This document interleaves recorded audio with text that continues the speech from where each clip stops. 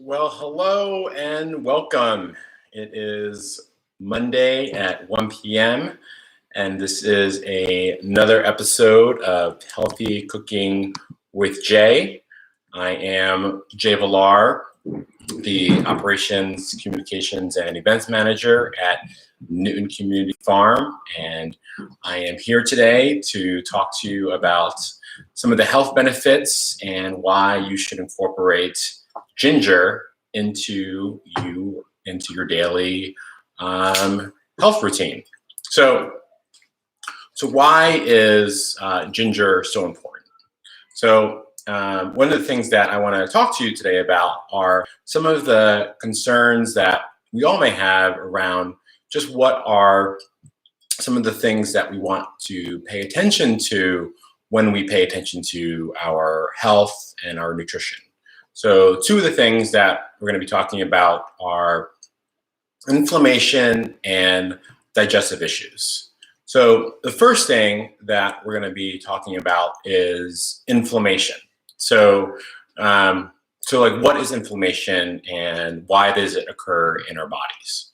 So inflammation is an immune response that allows our bodies to heal and produce white blood cells to attack foreign invaders. So there's a whole subject to it, but I'm going to very sort of simplify it here.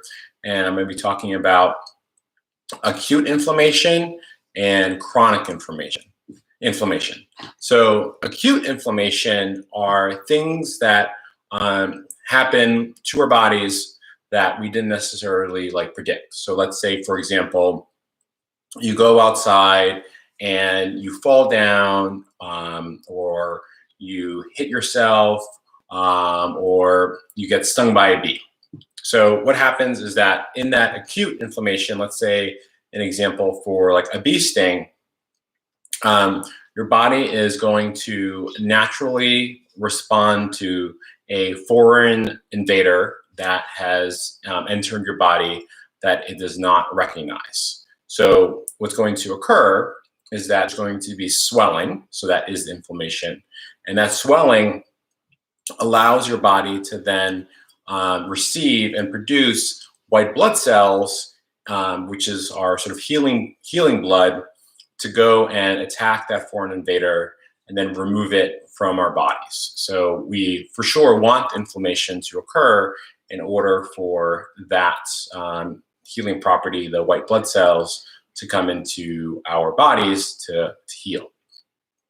So when we look at things like chronic inflammation, so chronic inflammation are things that are happening in our bodies on a regular and consistent basis, and inflammation can't be turned down.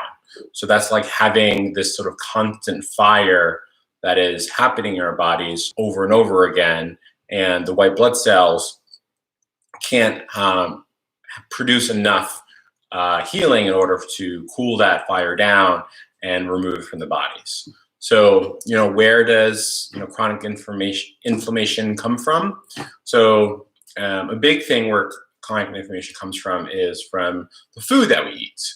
So this is why when we have things that are high in sugar, high in processed foods, high in chemicals, high in quote unquote Franken foods that our bodies can't recognize, our bodies are always going to be looking for these foreign invaders that we're putting into it, and it can't necessarily cool itself down.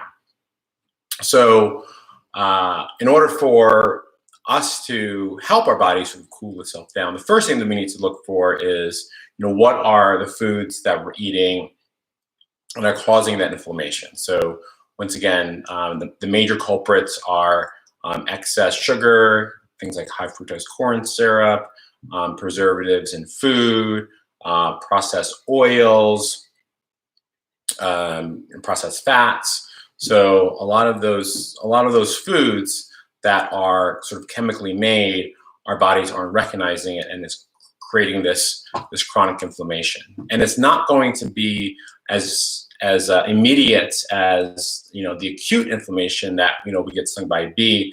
It's going to be the sort of like slow burn until finally that inflammation causes things like heart disease, cancer, diabetes, for it then to thrive. So the inflammation isn't necessarily causing these chronic illnesses. It's about it's sort of leading to these chronic illnesses and inflammation. So what you're looking for is ways to reduce that inflammation in your body with the foods that we eat. And just so I don't forget, there is a chat box, I think either here or here, depending on kind of where my screen is located to your chat box. And if you have any questions or comments, and I'll try to interact with you as well about things that I'm talking about, I would love to interact with you in our chat box and make some more fun for me and talk to you, for those of you who are live, to watch this along as I go through my lesson. Okay, great. All right. So back to chronic inflammation. So, and what we can do about it.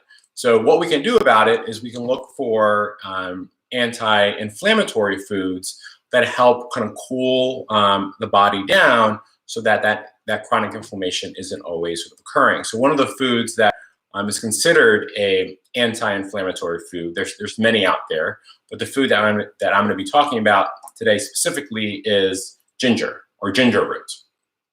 And I'm going to be addressing what are some of the recipes that you can think about in using ginger root if you haven't used it in the past.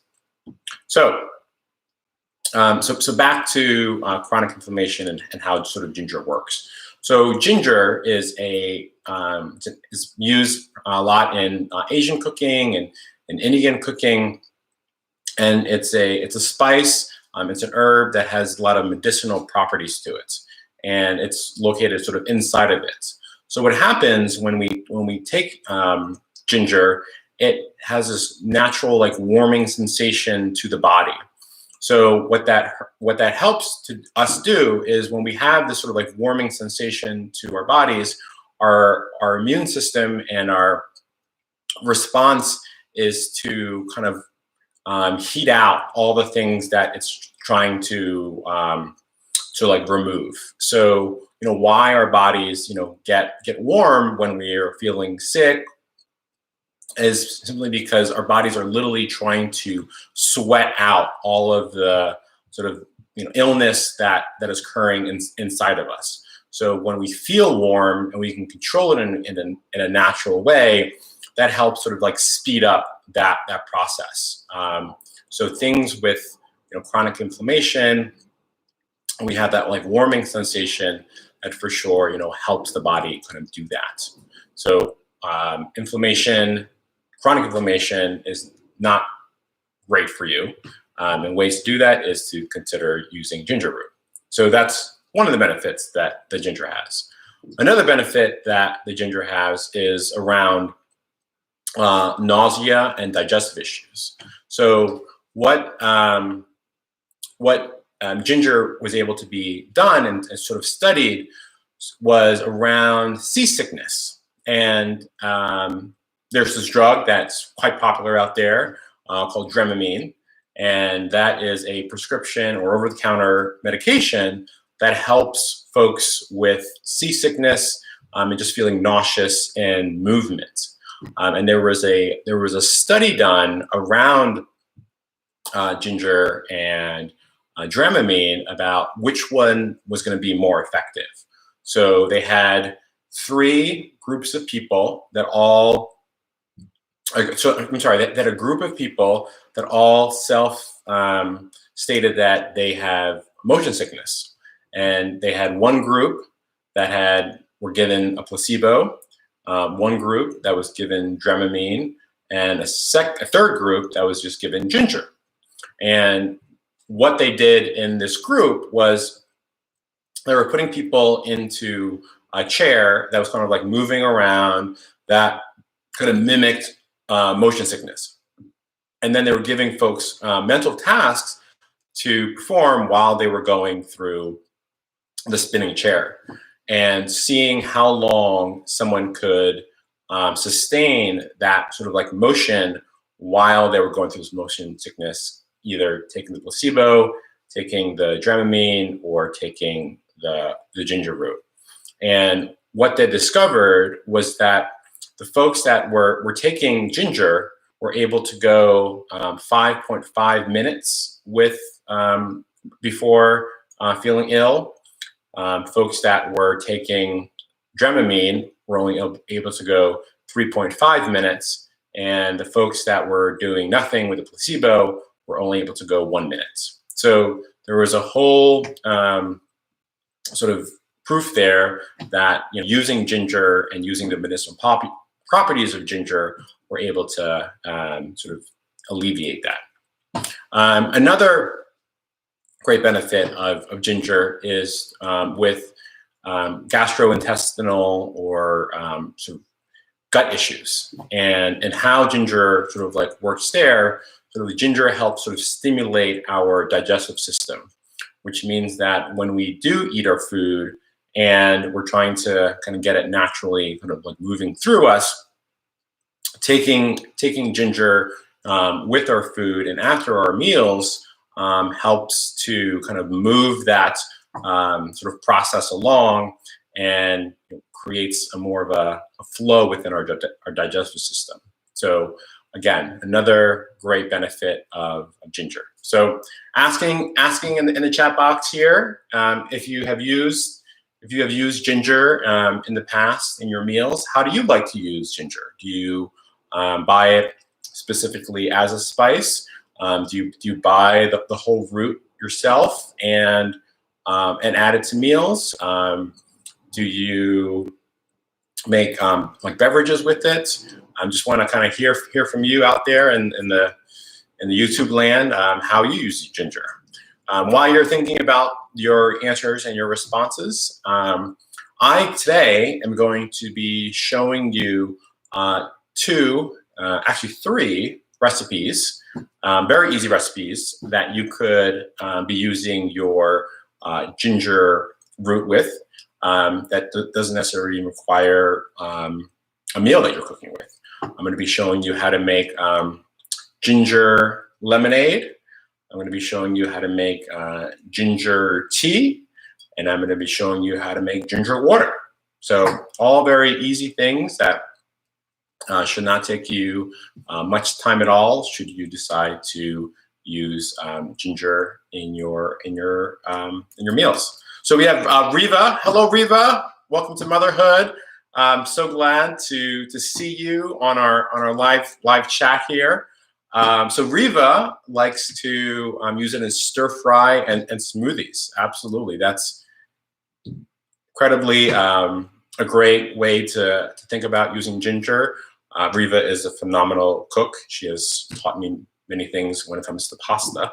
And I'm sure she knows how to use ginger in a very great way. So adding it to stir fry, adding that sort of like ginger flavor to it, it's awesome.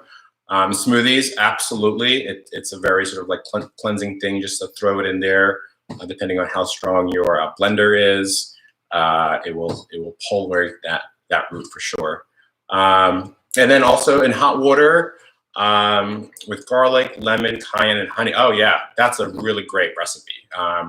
Those are all great healing and heating herbs that all go together. And if you have those ingredients with the cayenne and the honey and the garlic and the lemon, that's just like phenomenally great to use. I'm going to be showing you a very simple recipe that uses just three of those ingredients: the ginger, the lemon, and the honey myself. Okay, so without further ado, let's get started. So I have the ginger root here, so I'm going to change my angle so you can kind of see what I'm working on. Let's see if I can kind of do this. So I got the ginger root here, and what I'm going to be looking for is to simply take the ginger root and peel it. Now, there are a couple of ways which you can peel it. A quick hack is if you don't have a peeler, you can simply take a spoon and scrape off the ginger skin with the spoon. So we'll just kind of do that with one of our examples. And as you can see, it's the skin of the ginger is fairly loose, and it doesn't take much effort just to use a spoon and peel your ginger. And then all of this good stuff here, I'm just going to throw in my compost and make some good soil for the season for myself. And I'm simply just going to cut the ginger in small little cubes. And behind me in my stove, I've so far have boiled some water just to kind of give me a little bit of a head start. But I also want to show you kind of like what I'm going to be doing with just a couple of these cubes later. So I'll just kind of take those out. And I have my pot here in the background. As I mentioned, I boiled some water already. I'm going to be using some of this hot water. So I'm really just kind of filling up the bottom of the pan with some ginger cubes, and then adding some water to it. And I'm going to let it boil. At minimum, you want to let it boil for 10 minutes. So depending on how long the show is going to go, we'll see it pull out, but I'll just pull out anyway, or up to 30 minutes. So 10 to 30 minutes of just letting the ginger water boil all together. So that's where you're trying to just pull out a lot of those varying properties. Okay, so now what I'm going to do is I'm going to just take my ginger here. Let's add you into the fun of chopping. All right, and just going to take now my peeler and just show you, how easy. Obviously, it's a little bit easier with the peeler, but you are actually getting more of the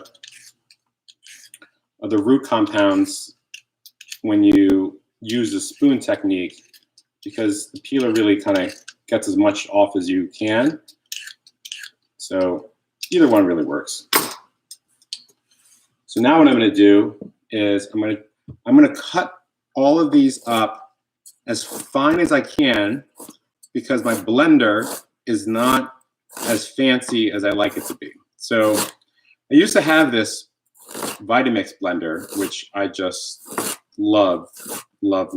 It's amazing. So Vitamix, or like a Ninja blender, that has just like this incredible horsepower. So making smoothies in those things are just like, amazing. But I'm sort of stuck with my partner's Cuisinart blender that is not as great, but I think more people have like the blender that isn't as horsepowery. So I'm going to give you an example of kind of what you'll need to do to make this recipe. So I'm just cutting this as fine as I can, because I don't want the blender to do as much work as it needs to. And what we're going to be doing now is we're going to be prepping our ginger lemonade. So here we have a lemon, right? So this is organic lemon. And I'm just going to cut this in half. I'm just going to get the rinds off. And what I'm looking to do is I don't want to get all of the white part off. I'm going to keep some of that on because that's where a lot of the fiber and the vitamins live on the lemon. So once again, I'm just going to cut it up. So again, this is going to my compost. And because I don't want my blender to work so hard, I'm simply going to cut it up in small little pieces here. All right, so here we go. All right, let me just kind of go out here. All right. So here I got my little Cuisinart blender. So it's not fancy. It's just regular blender for Christmas. Perhaps I should ask for my Ninja blender or Vitamix blender. I would love it. So anyway, so I had the hot water that I was boiling. So you don't want to be like boiling water, but you want to be sort of just above lukewarm water. So this was just the water that I used to boil it to get ready. And it's just kind of like warm enough. So I'm using about 2 cups of water. I already measured it. And I'm using about 2 tablespoons of honey as a sweetener. I'm just gonna eyeball it here. 1, 2. So this is a ginger lemonade recipe, and you can really add more ingredients to this. You know, if you like, adding some like mint to it would be like delightful. I know a lot of folks are going to be starting their gardens this year, and mint is a really easy herb that you can grow. Just be very, very careful with it because it can just go wild and everywhere. So like throwing a few like mint leaves in here would also, you know, be wonderful, but just showing you like the basics. So just we had some ginger root, finely chopped, some lemon with leaving some of the white rind to it, as well as some honey and some water. So now I'm just going to blend it up.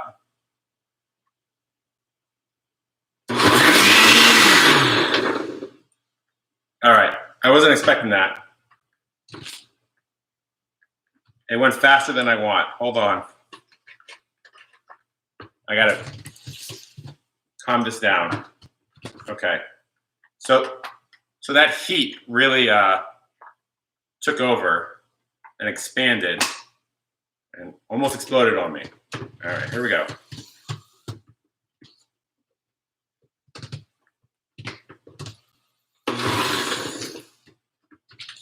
All right, I'm gonna try to heat it.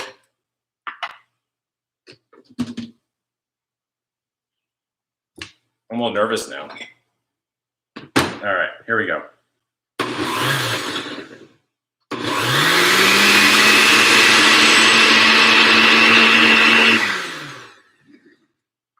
All right, so the big lesson there is about your blender and the heat temperature, because if it gets a little too hot, it's going to explode. So I took my little top off here.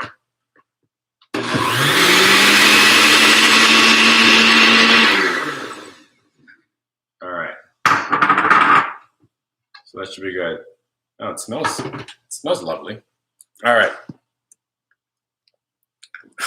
Yeah, right. Chemistry and cooking lessons for sure. Oh my goodness, that was not expected. All right. So now I have a strainer, and this is going to go into a little bowl.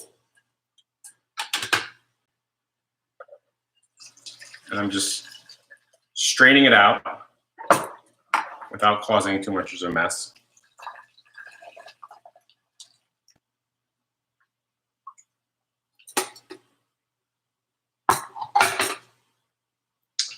And now, this is kind of what it looks like. You kind of put it anywhere. So this is obviously the hot version. And why you want it to sort of be hot is because it kind of gets more of the medicinal properties of the ginger out of the root. And you can just drink this straight. And it's warm and lemony. And then, so in the summer, you can just simply cool it down and just drink it as lemonade. Now, as I mentioned, like, waste not, want not. So right here, we have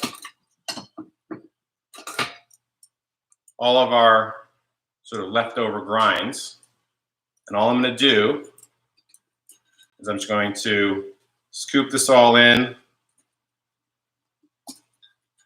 into a pitcher of water, or into a pitcher. I'm going to add some more of the ginger root, the raw one that I also cut up. I'm simply going to fill it up here in the sink.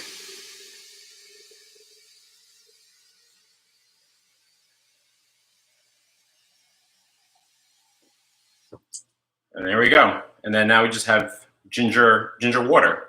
So I'm just going to let that live in my fridge, and just having some like ginger flavor to my water is also going to be, you know, quite lovely. All right. So now we have our water boiling here. You all see that? All right. So let me see if I can just take it down. We got the water turning a little bit more brown. Now, as I mentioned, what you're looking for is being able to boil it for anywhere from 10 to 30 minutes in the pot. And once it's ready, you simply scoop it out. I have my half a lemon here that I didn't use. And similar to what we were doing before with the with lemonade, so I'm just going to throw sort of a couple of lemons in there, let those flavors go, and then add a little bit of honey, and now you have your ginger tea. All right. Well, I want to enjoy that later, so I'm just going to kind of let it go. So yeah, so ginger is quite inexpensive to buy at the store. It has so many other varying recipes that you can use if you just like literally grate your ginger and just put that into your stir fry, like Reva mentioned, which is great. You can also make this into a dressing for your salads. Get that ginger flavor as well as those benefits in there. You'll be able to get all of the medicinal benefits of ginger. Helps with the anti-inflammatory response, helps with that nausea, and helps with those digestive issues. So thank you everyone for joining me for another episode of Healthy Cooking with Jay. Hope you learned something today about ginger. And don't forget to stay tuned for Wednesday at 1 o'clock, where our own Hope Kelly will shoot you more about gardening. I'm so excited about getting into my own garden this year, as well as on Fridays, where we got story time with Sue, which is always like lovely for the kids. So thank you. Have a good rest of your day and enjoy some ginger.